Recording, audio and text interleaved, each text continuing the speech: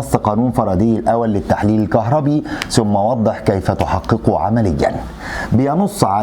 ينص على الراجل فاراداي بيقول لي في القانون الأول بقول إن كمية المادة المتكونة أو المستهلكة سواء كانت صلبة أو غازية بتتناسب طرديا مع كمية الكهربية المرة في المحلول. طيب إيه رأيك كده؟ بينص على أن كمية المادة المتكونة أو المستهلكة بإيه؟ قال لك بمرور سواء بالتحليل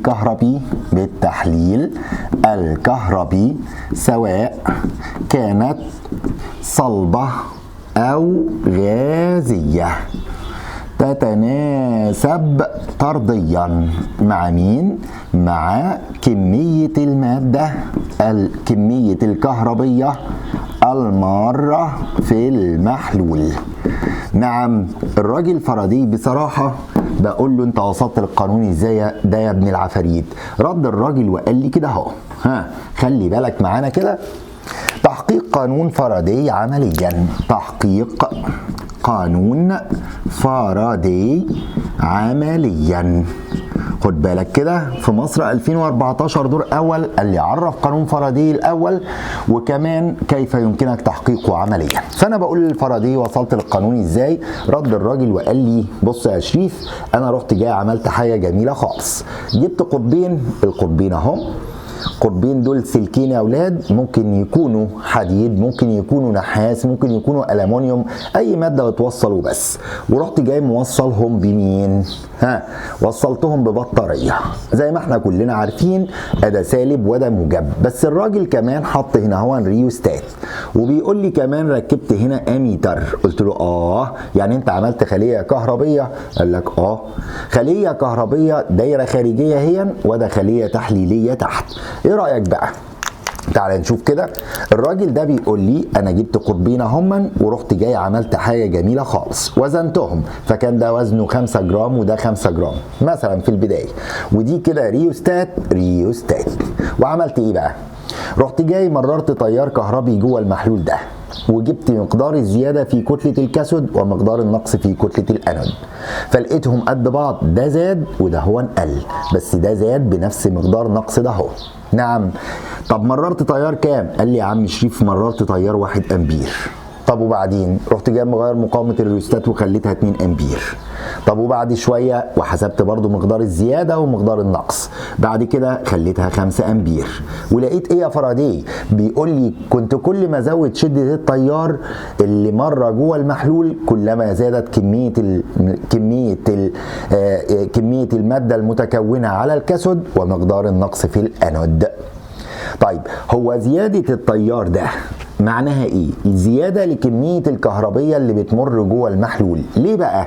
كلنا عارفين ان كيو بالكولوم من الفيزياء بتساوي شده التيار مضروبه في الزمن بالثواني. طب معلش يا فاراداي كنت بتمرر 1 امبير لساعه واجيب مقدار الزياده هنا ازوده عن طريق الريوستات واخليه مين؟ التيار بقى 2 واجيب مقدار الزياده وهكذا. بيقول لي يا عم شريف انا مررت تيارات مختلفه جوه المحلول الالكتروليتي وقارنت كميات المواد المتكونه على الكاثود او الذائبه عند الانود بمين؟ بكمية الكهربية المرة في المحلول، فلقيت ان في علاقة طردية ما بين كمية الكهربية وكمية المادة المتكونة او المستهلكة. يبقى تحقيق قانون فاراداي عمليا بنقول له كده هون بإمرار تيارات او عدة تيارات مختلفة في نفس المحلول الإلكتروليتي وحساب كمية المادة المتكونة عند الكاثود أو المستهلكة عند الأنود ومقارنتها بمين؟ ومقارنتها بكميات الكهربية المارة في المحلول. ايه رأيك بقى كده؟ يبقى قانون فاراداي الاول نرجع تاني اهو مع بعض ونقول ان هو بيقول ايه؟ كميه الماده المتكونه او المستهلكه بالتحليل الكهربي سواء كانت صلبه او غازيه بتتناسب طرديا مع كميه الكهربيه المره في المحلول. طيب ازاي نحققها؟ بالطريقه دي، بامرار عده تيارات مختلفه في نفس المحلول الالكتروليتي. ايه اللي هيحصل؟ قال لك ونحسب كتل المواد اللي اتكونت على الكاثود او دابت عند الانود ونقارنها بكميه الكهربيه المره في المحلول. معنى كده يا استاذ ان هو ممكن يطلب مني دول على بعض؟ قال لك ولكن الراجل فاراداي كمان ما سابنيش لوحدي. الصيغه الرياضيه لقانون فاراداي الاول. الصيغه الرياضيه لقانون فاراداي الاول. الصيغه الرياضيه لقانون فاراداي الأول. خد بالك عشان دي كل معلوماتنا عن قانون فاراداي. اعمل حسابك كده، الراجل ده هون راح جاي قايل حاجة جميلة جدا وقال لي كتلة المادة المتكونة أو المترسبة أو المتكونة أو المتصاعدة بتساوي مين يا عم فاراداي؟ رد الراجل وقال لي كده هون كمية الكهربية بالكولوم مضروبة في حاجة اسمها الكتلة المكافئة على رقم يا شريف اسمه 96500. ايه ده يا عم فاراداي؟ لو سمحت فهمني، ايه رأيك كده؟ تقدر تقول لي مفردات القانون دي بتقول ايه؟ قال لك كمية الكهربية بالكولوم كلنا نعرفها. قلت له طب الكتله المكافئه دي مش عارفها وانت جبت الرقم ده منين؟ الراجل قال لي خلي بالك بس معايا كده وافهمني. نعم كميه الكهربيه كيو بالكولوم كلنا نعرفها يا اولاد من الفيزياء، وقلنا كنا بنقول ان شده التيار عباره عن كميه الكهربيه على الزمن بالثواني. عشان كده شده التيار في الزمن بالثواني بتساوي كميه الكهربيه بالكولوم. قلت له طب خلاص فهمني، بما ان انا عارف كيو بالكولوم دي انا عباره عن ايه؟ شده التيار في الزمن بالثواني. قول لي يعني تقصد ايه بالكتله المكافئه و96500 دي ايه؟ قال لي لا مش قايل لك الا لما اقول لك على القانون الثاني وبعد كده ابدا اوضح لك. احنا عندنا كيو بالكولوم ده هي بتساوي ايه؟ بتساوي شده التيار ودي بتكون بالامبير في الزمن بالثواني. اوعى تنسى. طب يا استاذ الكتله المكافئه يا عم فاراداي او الرقم ده يمثل ايه؟ قال لي لا مش هقول لك دلوقتي الا لما اقول لك قانون فاراداي الثاني للتحليل الكهربي وكمان صيغته الرياضيه، ونرجع تاني للقانون ده هون ونشوف مفرداته. تعالوا مع بعض كده.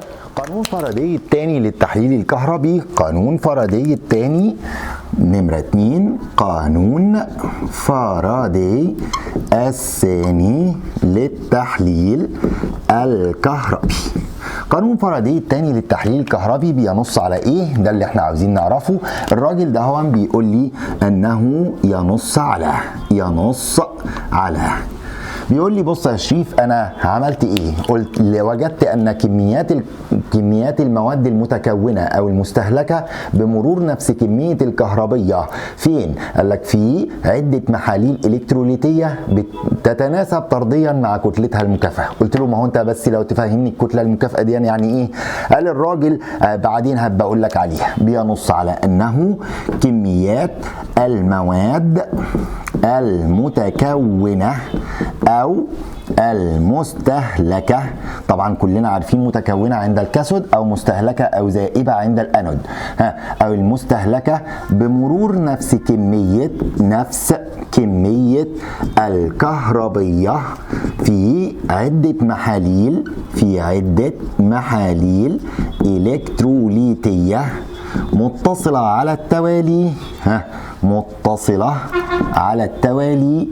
التوالي تتناسب طرديا مع كتلتها المكافئة. طب استنى كده، ده هياخدنا عند نقطة مهمة جدا وهي ايه؟ قال لك كانت مصر 2008 دور اول. قال لي اذكر ما النتائج المترتبة على كل مما يلي، وراح جاي قال لي كده هون بمرور نفس كمية الكهربية في عدة محاليل الكتروليتية متصلة على التوالي. كنت هرد عليه واقول له كده هو ان تكون كميات المواد المتكونة او المستهلكة تتناسب طرديا مع كتلتها المكافئة. طب يا عم فاراداي معلش لو سمحت كده فهمني، هو انت ازاي جبت القانون ده؟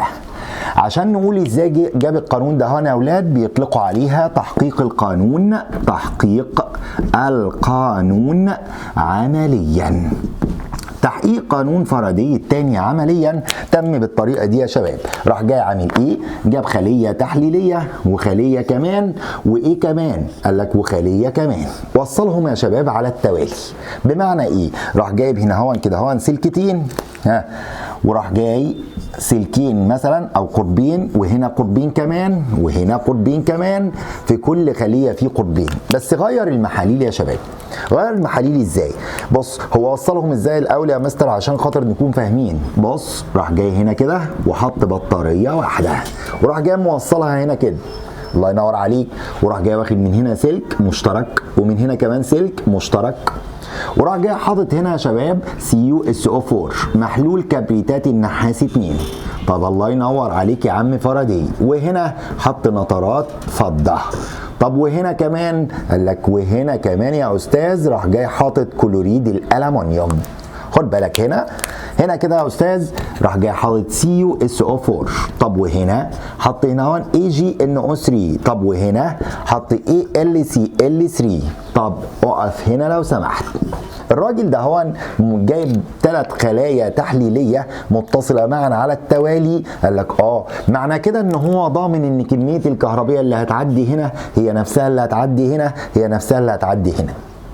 طب وبعدين يا استاذ وجد بعد ما مرر التيار الكهربي من البطاريه ده هنا يا اولاد، ايه رايك؟ راح جاي حاسب بعد ساعه حسب كتله الماده المترسبه على الكاثود اللي هنا، وكتله الماده المترسبه على الكاثود اللي هنا، وكتله الماده المترسبه على الكاثود اللي هنا. طب مين اللي هيترسب هنا؟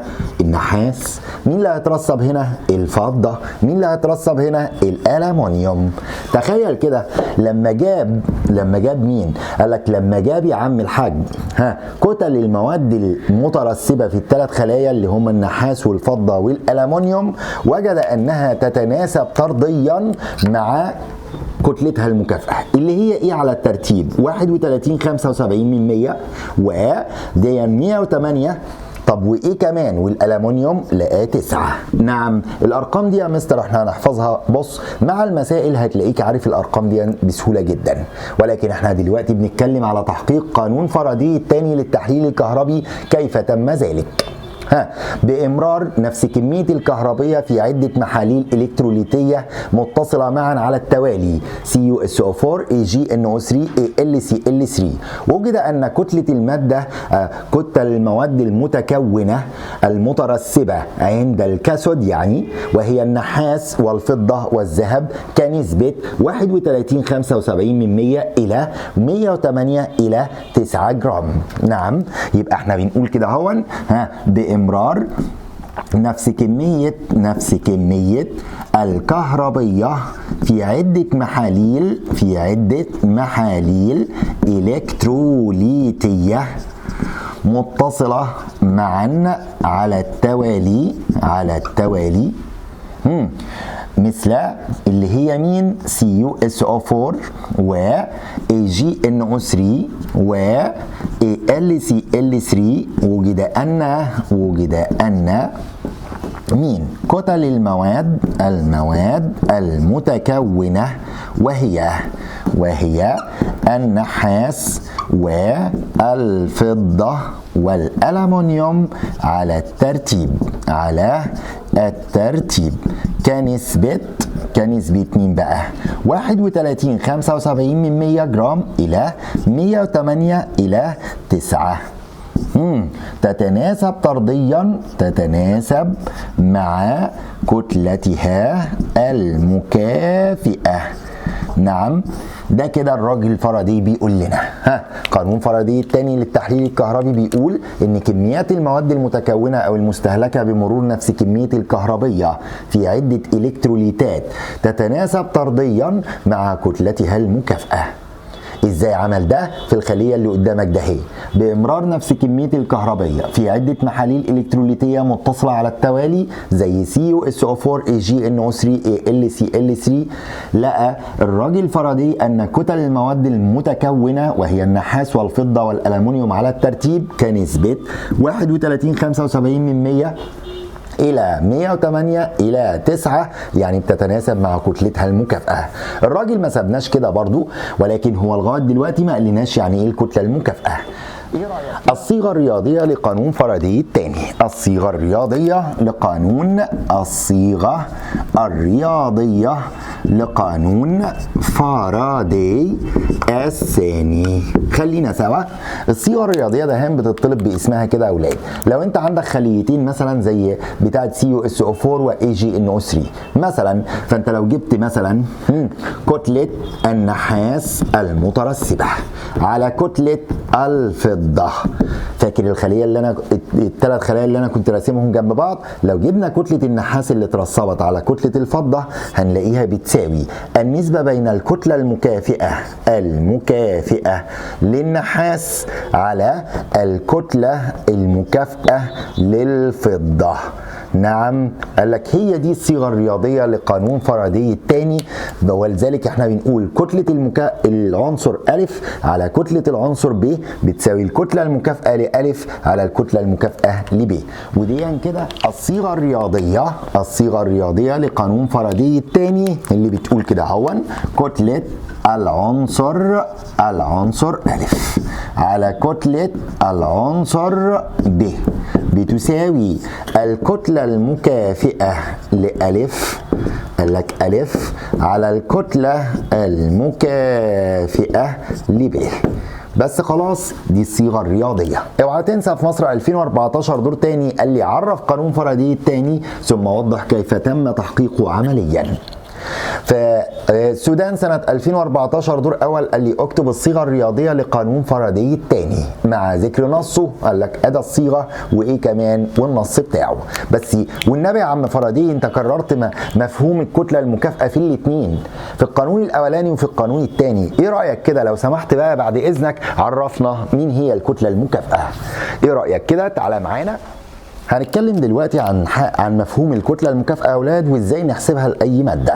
وكمان أنا عاوز أقول لك إن إحنا هنطلع من قانون فاراداي الثاني حاجة كده الناس كتير قوي ما بياخدوش بالهم منها. تعالى كده يلا. إيه رأيك بقى؟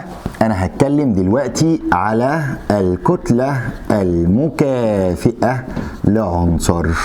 يعني ايه الكتله المكافئه يا عم فاراداي؟ الراجل رد عليا وراح جاي قايل كده هون، قال لي الكتله المكافئه لماده او لعنصر عباره عن ايه؟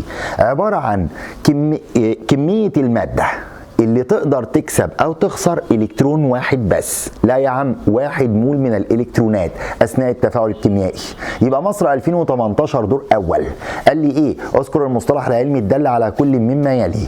كتله الماده التي لها القدره على فقد او اكتساب مول واحد من الالكترونات، قال لك اثناء التفاعل الكيميائي. يبقى بنعرف الكتلة المكافئة وبنقول كده هون هي كتلة المادة التي لها القدرة على فقد أو اكتساب مول واحد من الإلكترونات. بإيه؟ قال لك أثناء التفاعل الكيميائي. طب نقف هنا. الراجل فاراداي كمان ما سابناش، خد بالك عشان ده مفهوم مهم جدا جدا جدا. كتلة المادة التي لها القدرة على فقد أو اكتساب مول واحد من الإلكترونات أثناء التفاعل الكيميائي. والراجل بصراحة راح جاي مدينا علاقة رياضية تحسب من خلالها لحساب الكتلة المكافئة الجرامية لعنصر. قال لك لحساب الكتلة المكافئة لعنصر. تعرف الكتلة المكافئة لعنصر ده هنا يا أولاد بتساوي رياضيا إيه؟ الكتلة المكافئة. الكتلة المكافئة عبارة عن الكتلة الذرية لعنصر على تكافؤ العنصر. التكافؤ أو بيقولوا عليها حضرات بيقولوا عليها إيه؟ الذرة الجرامية. الذرة الجرامية على عدد شحنات الأيون. خلينا سوا. أدي الكتلة المكافئة. خد بالك معايا، دايما وباستمرار يا شباب، دايما وباستمرار مين اللي عندنا؟ قال لك دايما وباستمرار اللي احنا بنستخدمه في المسائل ده. طب يا مستر انت حاطط لنا ليه القانون التاني ده عشان تتوهنا يعني؟ قال لك لا، ده هنعرف منه مفهوم مرتبط بالكتله المكافئه وهو الذره الجراميه. خلونا سوا كده هناخد مثال لحساب الكتله المكافئه لعنصر. تاني قول الكتله المكافئه لعنصر أو لمادة، كتلة المادة التي لها القدرة على فقد أو اكتساب مول واحد من الإلكترونات أثناء التفاعل الكيميائي. طيب يلا كده ناخد أمثلة. مثال لحساب مين؟ الكتلة المكافئة. طيب إيه رأيك بقى؟ أنا عاوز أقول لك أهو مثال واحد. أول حاجة يا أستاذ ألف، هقول لك مثلا للألمونيوم وهروح جاي قايل لك كده اهو ال 13 27 وهسكت واروح جاي قايل لك ايه بقى؟ هات لي الكتله المكافئه يا معلم. طبعا كلنا عارفين ان الألمونيوم ثلاثي التكافؤ. طب فين الكتله الذريه؟ اهي. طب والتكافؤ لو انت وزعت بطيخي كده يبقى 2 8 3 يبقى ده ثلاثي التكافؤ. يبقى الكتله المكافئه الجراميه بتساوي 27 على 3 تطلع 9 جرام. خلاص كده؟ قال لك لا، بيجي يروح جاي مديها لك بصوره ثانيه. ايه رايك بقى؟ يروح جاي قايل لي حاجه جميله خالص وهي ايه؟ قال لك للنحاس في كلوريد النحاس 2. ايوه خد بالك معانا. ويروح جاي قايل لك CU 63.5. الله ينور عليك، جرام طبعا. طب دلوقتي هتعمل ايه؟ قال لك ولا اي حاجه، كل الحكايه ان انت هتقول الكتله المكافئه وتدخل على القانون ده هون. قال لك وتروح جاي قايل كده بالظبط بتساوي الكتله الذريه اللي هي 63.5 على كام؟ قال لك على 2. تكافؤ الايه؟ تكافؤ الحديد في المركب اللي عندك 31.75 من 100 جرام. طب يا عم الحاج ممكن تجيبها لحاجه تانية؟ طبعا. ايه رايك كده لو انا قلت لك جيم للخرسين؟ لا ده انت كده بتهزر بقى. ده زد ان بتساوي 65. طب انا هقف دلوقتي. هتقف ليه؟ يا استاذ انت ما قلتليش التكافؤ ليه؟ لا لا لا لا، احنا مش محتاجين هنا التكافؤ خالص، لان انت عارف ان الخرسين حالة تأكسد واحدة فقط موجب 2. يعني معنى كده يا استاذ الكتلة المكافئة عبارة عن ايه؟ الكتلة المكافئة. الكتلة المكافئة لده دي كده بتساوي ايه يا حضرات؟ تساوي 65 على 2. 65 على 2 طبعا دي كده كلنا نعرف ان هي 32.5 جرام. أدى الكتلة المكافئة وكيف تحسب؟ يلا عرف معانا كده. الكتلة المكافئة لعنصر هي كتلة المادة التي لها القدرة على فقد أو اكتساب مول واحد من الإلكترونات أثناء التفاعل الكيميائي. إزاي تحسبها؟ رياضيا الكتلة المكافئة بتساوي الكتلة الذرية على التكافؤ. بيعرفوها وبيقولوا الكتلة المكافئة أيضا بتساوي الذرة الجرامية على عدد شحنات الأيون. خليك معانا كده وإحنا بنقول حاجة مهمة جدا، عاوزين ناخد المفهوم ده اهو ونعرف من خلاله حاجه اسمها الذره الجراميه او جرام بير اتوم.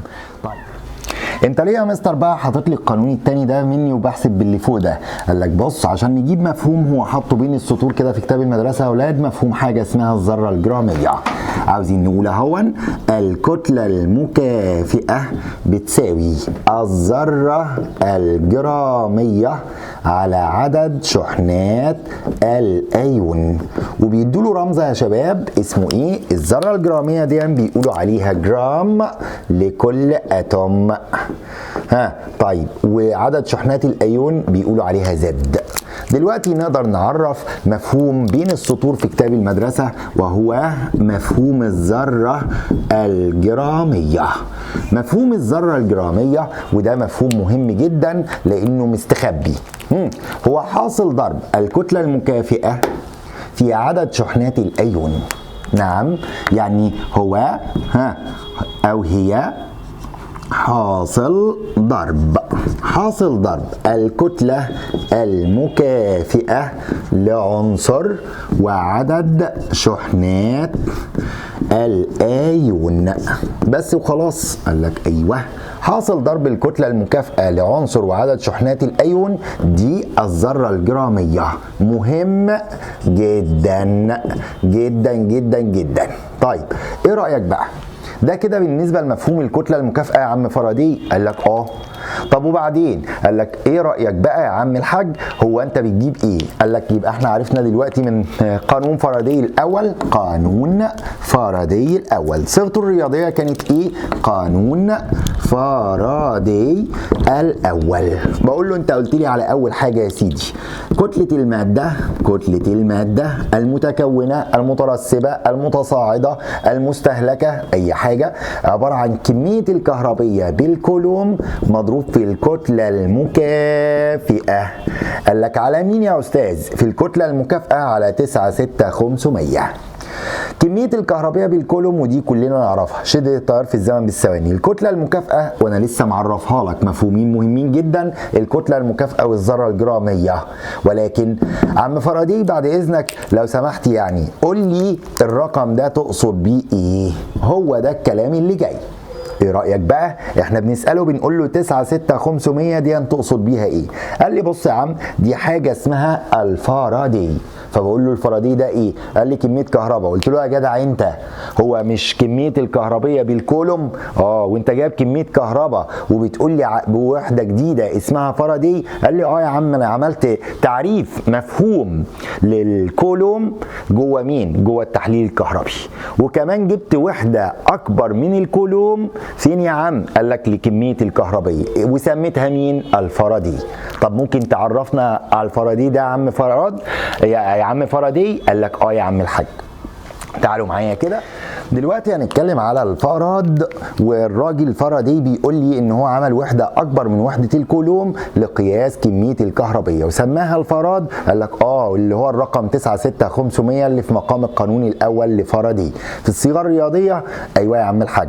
فبيقول لي تعرف ده انت قديم جدا، هو انت لسه لغايه دلوقتي بتقول الكولوم كميه الكهربيه بالكولوم شدة التيار في الزمن بالثواني؟ تعرف ان انا جبت تعريف للكولوم ده؟ قال لك ايوه يا عم الحاج. في المذكره عندنا هتلاقي تعريف للكولوم وتعريف للامبير، اشطب عليهم. ولكن انا عاوز اعرف الكولوم، اشطب عليهم، وعاوز اعرف الكولوم من منظور التحليل الكهربي كما عرفه مين؟ فاراداي. طيب ليه؟ لان احنا هناخد المفهوم ده وهناخد الوحده اللي هو قال عليها اللي هي الفاراد وهنجيب علاقه ما بينهم. هعرفك ازاي الفاراد اكبر من الكولوم. طيب عاوزين نقول سؤال اهو نكتب سوا. عرف الكولوم. مين هو الكولوم؟ مهم وجدا جدا لغايه لما يجي في الامتحان يا شباب جدا. مفهوم الكولوم هو ايه؟ الراجل فاراداي بيقول لي الكولوم هو كمية الكهربية التي إذا مرت في محلول لأيونات الفضة ترسب 118 من 1000 ملي جرام فضة. يعني باختصار كده الكولوم هو كمية الكهربية اللازمة لترسيب 118 من 1000 خد بالك كده ملي جرام فضة بس. خلاص قال لك المفهوم ده مستخبي جوه كتاب المدرسه. خد بالك ان دي ايه؟ ملي جرام. طب لو عاوزين نحولها لجرام قال لك يبقى كتله الفضه بالجرام بالكيلو جرام. ايه رأيك بقى لو احنا عاوزين نخليها بالكيلوجرام او بالجرام دي كده بتساوي ايه؟ هناخد الرقم ده ونعمل ايه بقى؟ قال لك نعمل ايه؟ هنروح جايين قاسمينه على 1000 كمان يبقى 1 و118 من 1000 على 1000 ده يطلع ايه؟ هنرحل الواحد ده جوه 1118 وبعديها صفرين ده عشان يكون بالايه؟ بالجرام. قول تاني عرف الكولوم كمية الكهربية اللازمة لترسيب 118 من 1000 ملي جرام فضة. وخلاص. قال لك يعني الكولوم ده لو مر في قلب، لو شويه كهرباء كولوم عدوا في قلب محلول لنترات الفضه يترسب مين؟ 118 من 1000 مللي جرام فضه. طب ايه رايك بقى؟ مفهوم الكولوم ده مستخبي في كتاب المدرسه، خد بالك منه، وهجيب لك علاقه ما بينه وما بين مين؟ قال لك الفاراد اللي هو وحده قياس كميه الكهربيه اللي ابتكره الراجل فاراداي. طيب ايه رايك بقى معانا؟ قول يا عم فاراداي، ايه رايك بقى؟ انا عاوز اعرف منك ما هو مفهوم الفاراد. الفاراد قال لك ده اول مفهوم. طيب عاوزين نعرف الفاراد. الفاراد ده هو الراجل فاراداي قال لي ان هو عباره عن ايه؟ قال لي شويه كهرباء لو عدت جوه مين؟ قال لك لو عدت جوه اي محلول لاي ماده ترسب الكتله المكافئه عند الكاثود او تدوب الكتله المكافئه من عند مين؟ من عند الانود. يعني الفاراد هو كميه الكهربيه، اللازمه لترسيب او اذابه. ترسيب فين يا شباب؟ عند الكاثود. اذابه فين يا اولاد؟ عند الانود. او اذابه الكتله المكافئة الجرامية لأي مادة عند أحد الأقطاب. الراجل ما سكتش بصراحة. تخيل بيقول إيه؟ بيقول لي تعرف إن الفاراد ده أكبر من الكولوم؟ قلت له إزاي؟ خد بالك كده. قال لي بص يا باشا، بص، ايه رأيك يا عم الحاج ان واحد فاراداي بيساوي 96500 كولوم. نعم، يعني معنى كده يا استاذ لو قال لي عرف الكولوم مهم جدا جدا جدا جدا، هقول له ايه؟ كمية الكهربية اللازمة لترسيب 118 من 1000 مللي جرام فضة. طب عرف الفاراد كمية الكهربية اللي تقدر ترسب أو تدوب الكتلة المكافئة الجرامية لأي مادة عند أحد الأقطاب. تعرف الفاراداي الواحد 96500 كولوم. يا نهار أبيض، يعني إيه يا أستاذ؟ يعني بص هقول لك على حاجة. يعني الفاراداي الواحد قال لك الفاراداي الفاراداي قال لك واحد فاراداي بيساوي 96500 كولوم. يلا تاني.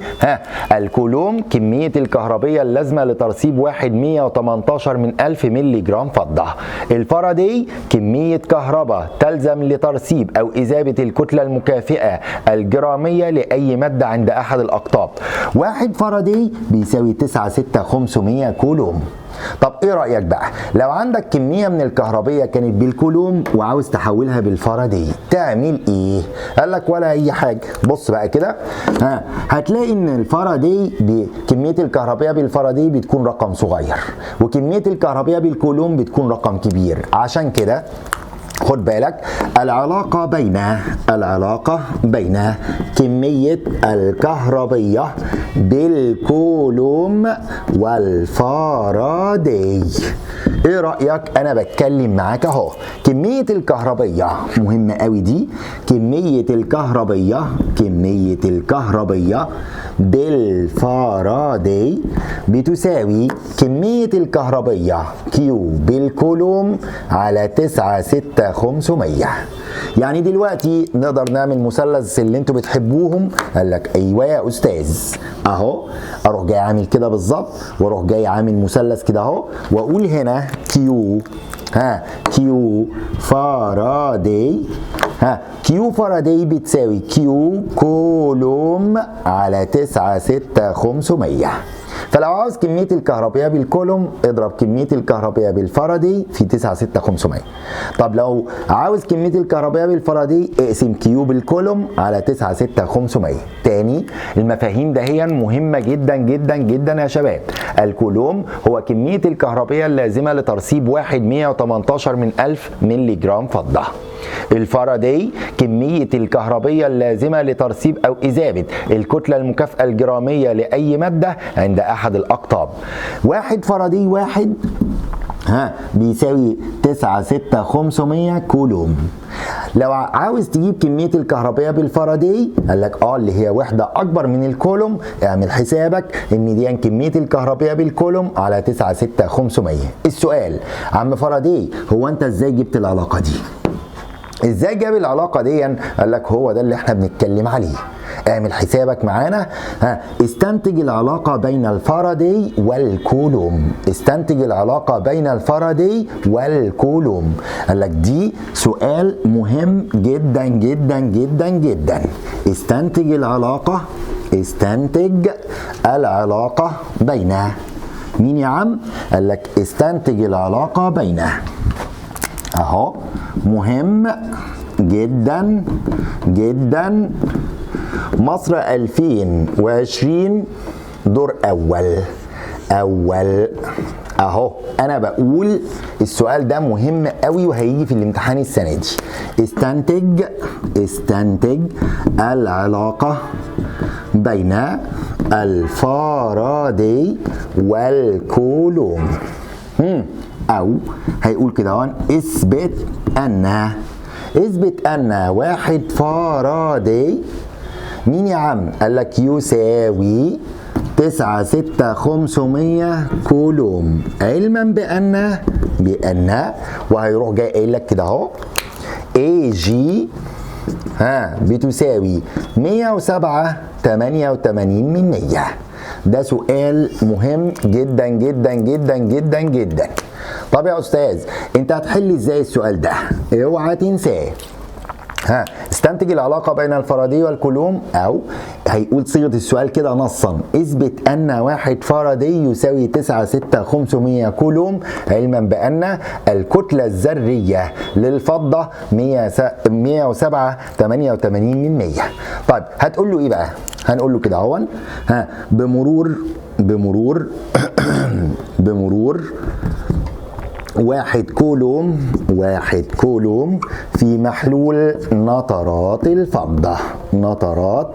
الفضة. خد بالك من المفهوم بتاع الكولوم كده. واحد كولوم عدى في محلول نترات فضة يترسب كام يا شباب؟ 118 من 1000 مللي جرام فضة. طيب تبقى كام جرام؟ هناخد الرقم ده 118 من 1000 ونقسمه على 1000 لأن ده ملي جرام. لو قسمناه على 1000 هيطلع بالجرام. طب يطلع كام يا مستر؟ قال لك بص بقى هيطلع كام؟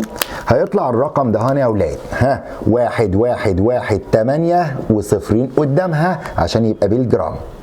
طيب لو مررنا واحد كولوم يرسب الرقم ده جرام. طب لو مررنا واحد فاراداي يرسب الكتلة المكافئة. طب وهي الكتلة المكافئة للفضة بكام؟ مش الفضة دي أحادية؟ يبقى هي قد الكتلة الذرية ده هي.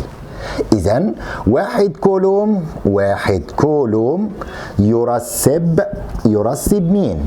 118 وده صفرين جرام فضة. طيب واحد فاراداي ده يرسب مين بقى؟ الكتلة المكافئة اللي هي دي على واحد، لأنها الكتلة الذرية على التكافؤ وتكافؤ الفضة واحد، يبقى 107.88 من 100. لما نضرب طرفين في وسطين دي واحد في الرقم ده ودي واحد في الرقم ده يبقى واحد فاراداي اهو. واحد فاراداي إذن واحد فاراداي بيساوي كام؟ 107 اهو 107.88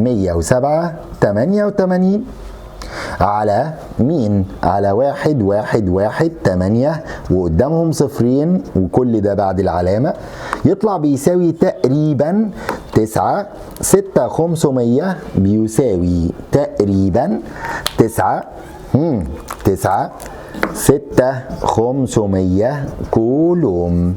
تاني بأكد السؤال ده مصر 2020 دور أول.